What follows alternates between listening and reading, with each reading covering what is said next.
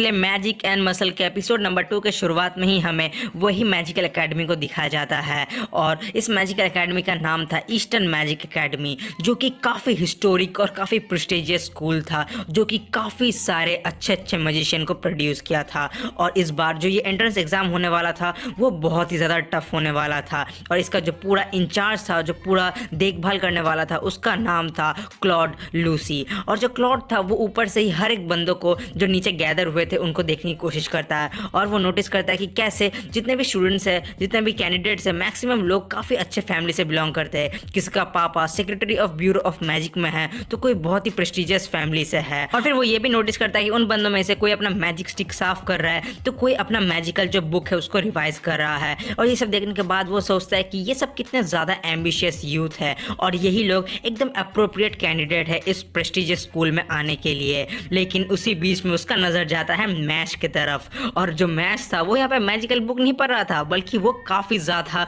Wait लेके अपना muscle building कर रहा था। जो देखने के बाद जो क्लॉड था वो एकदम शॉक्ड हो जाता है और कहता है कि ये यहाँ पे फिजिकल ट्रेनिंग क्यों कर रहा है, ये तो ईस्टर्न मैजिकल स्कूल है और ये यहाँ पे ये आयरन लेके क्या कर रहा है। और फिर क्लॉड नोटिस करता है कि जो मैश था वो एक पैर के ऊपर एज अ चेयर पोजिशन बैठा हुआ था और वो एक बुक पढ़ रहा था। लेकिन ये बुक कोई मैजिकल बुक नहीं था, ये बुक एक फिटनेस बुक था। और ये सब देखने के बाद वो सोचता है कि ये एक स्पेल बुक की जगह पे एक फिटनेस बुक क्यों पढ़ रहा है। और उसी तरफ जो मैच था वो आराम से अपना क्रीम पफ भी खा रहा था। और फिर हमें दो बंदों को दिखाया जाता है जो कि बहुत ही अजीब तरीके से वहाँ पे छुपे हुए थे मैच के पीछे, और ये दोनों और कोई नहीं बल्कि मैच का पापा रे ग्रो और वही पुलिस ऑफिसर था। और ये सब देखने के बाद जो क्लॉड था वो एकदम होपलेस हो जाता है और कहता है कि छोड़ो इस गधे को, मुझे ऐसा लगता है कि ये पहला राउंड भी पास नहीं कर पाएगा। और उसके बाद रे ग्रो पुलिस से कहता है कि क्या तुम्हें लगता है कि हमारा प्लान काम करने वाला है। और फिर वो पुलिस वाला कहता है कि हाँ हाँ तुम चिंता मत करो, मैंने पूरा प्लानिंग ऑलरेडी करके रखा है, अभी बस हम लोग पीछे बैठते और पूरे चीज़ को एंजॉय करते हैं। और उसी तरफ जो मैच था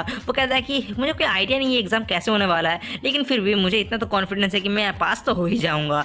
और उसके बाद ही अचानक से पूरे जो क्राउड था उनको एक आवाज़ सुनाई देता है और वो आवाज़ था एक बंदे का जो कि उन्हें ग्रीट करता है और सबको एकदम सरप्राइज हो जाते हैं। और तभी उन सब कैंडिडेट्स के सामने एक बहुत ही बड़े से फायर स्टॉर्म के बीच से आता है क्लॉड। और फिर आते ही क्लॉड अपना आपको इंट्रोड्यूस कराता है और कहता है कि मैं ही तुम्हारा एग्जामिनेशन लेने वाला हूँ। और क्लॉड का नाम सुनते ही हर एक स्टूडेंट एकदम क्रेजी हो जाता है, क्योंकि जो क्लॉड था वो 7th रैंक करता था और वो काफ़ी खतरनाक मैजिशियन था। और ये सब सुनने के बाद जो क्लॉड था वो भी काफ़ी ज़्यादा भाव में आ जाता है। लेकिन जो मैच था वो कहता है कि तुम ये सब चीज़ें, ये सब नाटक ना करके भी आ सकते थे यहाँ पे आराम से। और ये सुन के जो क्लॉड था वो बहुत ज़्यादा गुस्सा हो जाता है। लेकिन फिर जो क्लॉड था वो कहता है कि चलो तो अब तुम्हारा टाइम स्टार्ट हो गया है, तुम सब अपना अपना सीट ले लो। और उसके बाद हर एक स्टूडेंट ढूंढने लगता है कि सीट कहाँ पे है, यहाँ पे तो कोई सीट ही नहीं है। लेकिन तो अभी क्लॉड अपना मैजिकल पावर यूज़ करता है और एकदम से जो डेस्क था वो अपीयर हो जाता है, मानो कि वो एक स्प्रिंग हो।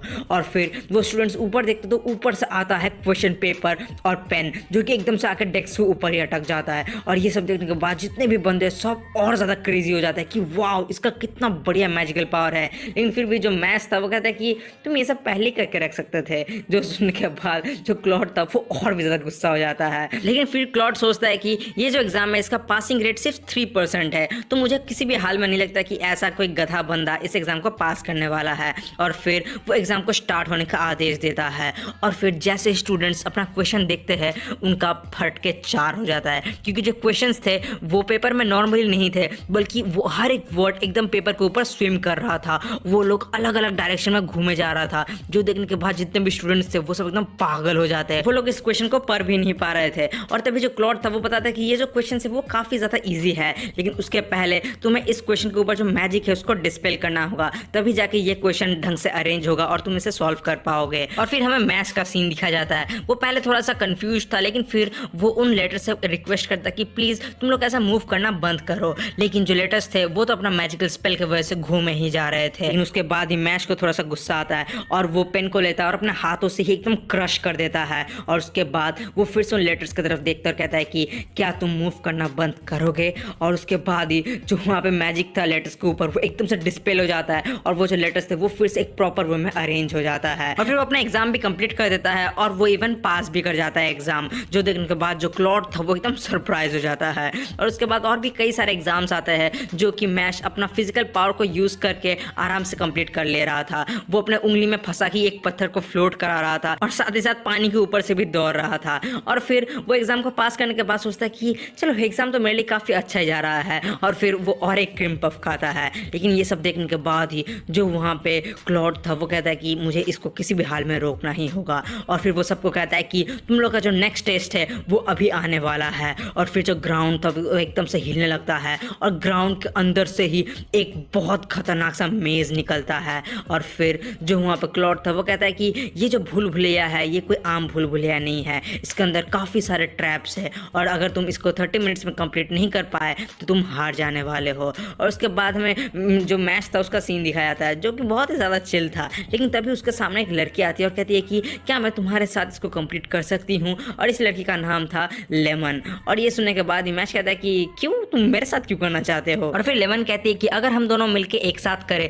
तो हम लोग और भी ज़्यादा एफिशिएंट होंगे और भी ज़्यादा जल्दी सॉल्व करेंगे। और फिर जो मैच था वो भी एक्सेप्ट कर लेता है, और फिर वो दोनों आगे बढ़ते हैं। लेकिन जैसे ही वो लोग आगे बढ़ते, जो लेमन थी वो काफ़ी ज़्यादा स्लो हो जा रही थी। वो हर एक छोटे छोटे ट्रैप में फंस जा रही थी, और हर एक चीज़ के लिए वो उससे हेल्प मांग रही थी, जिसकी वजह से जो मैच था वो भी काफ़ी ज़्यादा स्लो हो जा रहा था। जो देखने के बाद मैच पूछता है कि क्या ये तुम्हारा एफिशिएंसी है। और उसके बाद मैच डिसाइड करता है कि वो अकेला ही वहाँ से भाग जाएगा और जल्दी जल्दी इसको सॉल्व करेगा। लेकिन जैसे ही वहाँ से निकलने की कोशिश करता है, जो वहाँ पे लेमन थी वो एकदम से अपना मैजिकल स्पेल यूज़ करती है और मैच के हाथ और पैर में एकदम से हैंडकफ्स बांध देती है। और उसके बाद ही जो वहाँ पे लड़की थी वो खड़ी होती है और कहती है कि सॉरी, लेकिन मैंने तुम्हें धोखा दिया। लेकिन ये करने के पीछे मेरा एक बहुत ही पर्सनल रीज़न है, और उस रीज़न को फुलफिल करने के लिए मुझे तुम्हें किसी भी हाल में रोकना ही होगा। और उसके बाद जो मैच था वो पूछता है कि अच्छा तो तुम्हारा रीज़न क्या है। लेकिन जो लड़की थी वो कहती है कि नहीं, कुछ ज़्यादा ही पर्सनल है तो मैं तुम्हारे साथ शेयर नहीं करने वाली। और उसके बाद ही जो मैच था वो सॉरी कहता है, और एक झटके में ही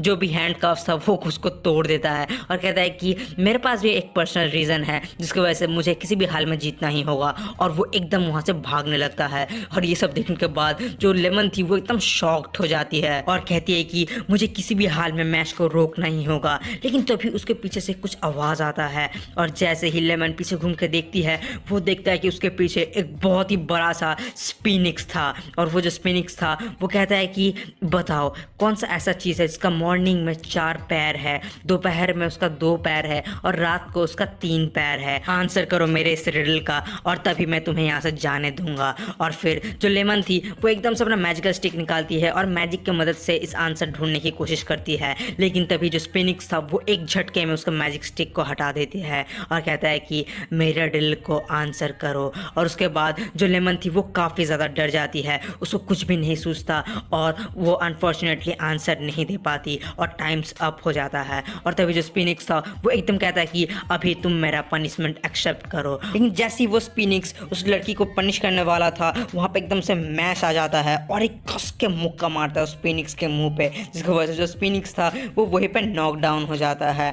और उसके बाद जो वहाँ पे लड़की थी वो एकदम शॉक्ड हो जाती है और मैच से पूछता है कि क्यों तुम मेरे को वापस लेने क्यों आए हो, मेरे को बचाने क्यों आए हो। जो सुन के मैच कहता है कि मुझे लगा शायद तुम्हारा भी जो पर्सनल रीज़न है वो मेरे जैसा ही है, और वो सोच के मुझे काफ़ी ज़्यादा बुरा फील हुआ। और उसके बाद जो लेमन थी वो कहती कि लेकिन अगर हम दोनों अभी मिलकर बाहर भी जाने की कोशिश करें हम लोग टाइम पर नहीं पहुँचेंगे। लेकिन जो मैच था वो कहता है कि तुम्हें क्या लगता है मैं यहाँ पर इतना जल्दी वापस कैसे आया। और फिर हमें बाहर का सीन दिखाया जाता है जहाँ पे काफ़ी सारे स्टूडेंट्स ऑलरेडी उस मेज से बाहर आ चुके थे, और जो क्लॉड था वो काफ़ी ज़्यादा खुश हो रहा था क्योंकि उसे पता था कि जो लड़की उसने भेजा था मतलब वो लेमन की बात कर रही है, और जितने भी स्पिनिक स्ट्रैप्स वगैरह फंसाया था उसके बाद जो मैच है वो कभी भी इसको कंप्लीट नहीं कर पाएगा। लेकिन तभी जितने भी स्टूडेंट्स थे उनको सबको एक बहुत ही खतरनाक आवाज़ सुनाई देता है, मानो कोई चीज़ टूट रहा है, और वो चीज़ और कुछ नहीं बल्कि दीवारें थे। जो मैच था वो शॉर्टकट लेता है और सामने जितना भी दीवार आता है सबको तोड़ तोड़ के एकदम से बाहर निकल जाता है, जो देखने के बाद सबको एकदम शॉक्ड हो जाता है। लेकिन जो क्लॉड था वो काफ़ी ज़्यादा डिसअपॉइंट हो जाता है।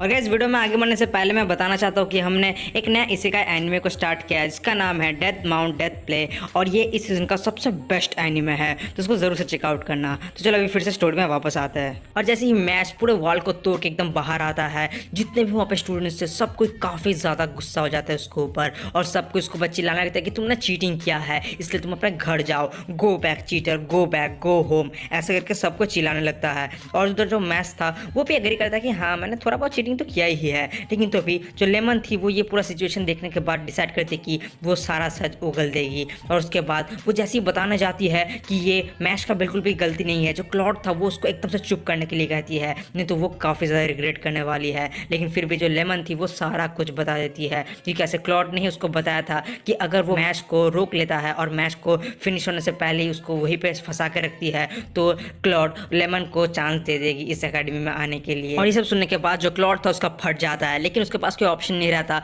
और वो भी एक्सेप्ट कर लेता है। और वो कहता है कि ये मेरा एग्जाम है और मैं अगर चाहूँ तो मैं किसी को भी रोक सकता हूँ, मैं किसी भी स्टूडेंट को फेल करा सकता हूँ। और फिर जो क्लॉड था वो मैश और लेमन को फेल करा देता है और कहता है कि अगर तुम्हें कोई भी शक है तो आओ मेरे साथ मुकाबला करो। और तभी जो मैश था वो एकदम जाता है और जो क्लॉड का मैजिकल स्टिक था उसको वहीं पे तोड़ देता है, जो देखने के बाद सबको एकदम सरप्राइज हो जाता है। लेकिन तो अभी इस पूरे बवंडर को रोकने के लिए वहाँ पे आता है हेडमास्टर, और हेडमास्टर आके सबको चुप रहने को कहता है और कहता है कि इसके बाद जो इंटरव्यू राउंड होगा वो मैं लूँगा। और वो क्लॉड से ये भी कहता है कि क्लॉड मैं तुमसे बाद में बात करूँगा, जो सुनकर क्लॉड का हालत ख़राब हो जाता है। और उसके बाद हेडमास्टर वेलबग इंटरव्यू प्रोसेस स्टार्ट करते हैं। वो सबसे पहले मैश को एक बहुत ही बड़े हॉल में टेलीपोर्ट करते हैं, जहाँ पे वो पहले तो बेसिक क्वेश्चन पूछते हैं, लेकिन फिर वो पूछते हैं कि क्या तुमने सच्ची में एक लड़की का जान बचाया था उस मेज़ के अंदर, ये जानते हुए भी एकदम अपने एग्जाम फेल कर जाने वाले हो। और जो मैश था वो कहता है कि हाँ मैंने उसका जान बचाया था, क्योंकि अगर मैं उसका जान नहीं बचाता तो मैं काफ़ी रिग्रेट करता। और ये सब सुनने के बाद जो वेलबग था वो हंसने लगता है, कहता है कि मैश तुम कोई भी डिसीजन लेने के पहले सोचते नहीं हो और ये तुम्हारा बहुत ही बड़ा कमजोरी बन सकता है, क्योंकि जस्ट सोचो जो इस क्रीचर के अगेंस्ट में तुम लड़ने जा रहे हो, अगर वो तुमसे भी ज़्यादा स्ट्रॉन्गर निकले तो तुम क्या करने वाले हो। और उसके बाद जो वेलबग था वो अपना मैजिकल पावर दिखाता है, जो देखने के बाद जो बाकी के वहाँ पे टीचर्स थे वो सब एकदम कांपने लगते हैं, क्योंकि ये जो पावर था ये कुछ ज़्यादा ही खतरनाक था। इस मैजिक में एक डॉल को नीचे सुलाया जाता है और उसके ऊपर से एक चाकू एकदम नीचे आते जाता है। और फिर जो वेलबग था वो एक्सप्लेन करता है कि कैसे जो अभी मैश है वो जिस बंदे को सबसे ज़्यादा पसंद करता है, जिसको सबसे ज़्यादा प्यार करता है, उसका जो सोल है वो अभी इस डॉल के अंदर आ चुका है। और उसी तरफ हमें दिखाया जाता है जो रेग्रो था उसका आत्मा इस डॉल के अंदर आ जाता है और वो वहीं पे बेहोश हो जाता है। और फिर जो वेलबग था वो बताता है कि अगर वो इस नाइफ को नहीं रोक पाया और ये अगर इस डॉल के अंदर चला गया तो जो यहाँ पे असली आदमी है वही ख़त्म हो जाने वाला है। जो सुनने के बाद जो मैश था वो एकदम नाइफ को तोड़ने की कोशिश करता है, उसको घूसा मारता है, लेकिन जो मैश था उसका हाथ ही एकदम से ब्लीड करने लगता है। और उसके बाद जो मैश था वो सोचता है कि जो